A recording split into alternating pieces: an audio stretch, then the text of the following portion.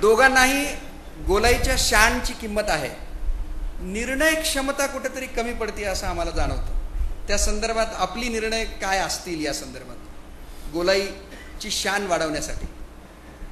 नाही, गोलाईच्या संदर्भामध्ये लातूर नगरपालिकेच्या विकास आराखड्यामध्ये आम्ही गोलाईच्या विकासाच्यासाठी खूप निधी त्या ठिकाणी मंजूर केलेला आहे. मग तिथले रस्ते असतील, स्वच्छता असेल, डागडुजी असेल, हे सारं त्यामध्ये आम्ही करतो आहे.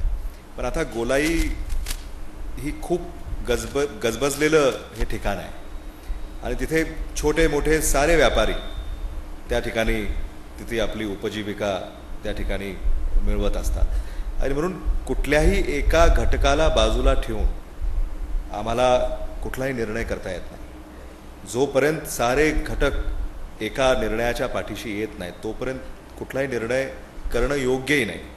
त्यामुळे आता तुम्ही जर त्या दोन प्रतिक्रिया जर पाहिल्या तर त्या कॉन्ट्रडिक्टरी आहेत. म्हणजे एकाने सांगितलं की हा भाजीपाला इथं विकला जातो आणि त्यामुळं आमची गैरसोय होते आणि एका आमच्या महिलेने असं सांगितलं की भाजीपाला विक्रेती मी आहे आणि माझी इथं व्यवस्था झाली पाहिजे. आणि म्हणून मला असं वाटतं की त्यामध्ये अधिक सुसूत्रता गोलाईमध्ये आली पाहिजे, हे खरं आहे. पण त्याचबरोबर हे सारे घटक एकत्र यावेत हेही तेवढंच महत्त्वाचं आहे. कोणाला तरी बाजूला सारायचं आणि दुसऱ्यासाठी काहीतरी करायचं हे आम्ही कधी केलं नाही आणि कधी करणारही नाही.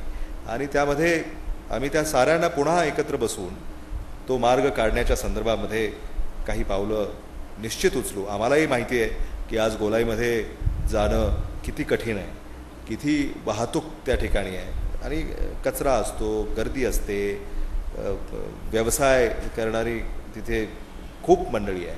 त्यामुळं त्याला एक वेगळं विकासाचा आराखडा त्यासाठी तयार करून तो प्रश्न आपण निश्चित या पुढच्या काळामध्ये अधिक सगळ्या घटकांना मान्य होईल अशी काही पावलं आम्हाला टाकता आली तर निश्चित आम्ही टाकू. गोलाईविषयी दुसरी आस्था अशी आहे की साहेब आता दिल्लीत आहेत आणि दिल्लीत कॅनॉट प्लेसला गेल्यानंतर निश्चित त्यांना लातूरच्या गोलाईची आठवण होईल. अशी गोलाई आपण करावी, कारण कॅनॉट प्लेसची रचना तशीच आहे आणि आपल्या गोलाईची रचनाही तशीच आहे. त्यामुळं गोलाईच्या संदर्भात लोकांचे खूप जास्त आस्था आहे. त्यामुळं निवडणूक झाल्यानंतर खूप लवकर आपण त्या विषयाला हात घालावा अशी अपेक्षा आहे. दुसरं, आपण ज्याप्रमाणे म्हटलात की वेगवेगळ्या घटकांना सोबत घेऊन जावं लागतं. खरं तर सिग्नल कॅम्पची झोपडपट्टी खूप चांगल्या पद्धतीनं त्याचं पुनर्वसन करून आपण त्याचं उदाहरण सेट करून दिलेलं आहे. तसंच या बाबतीतही आपण करावं अशी अपेक्षा आहे.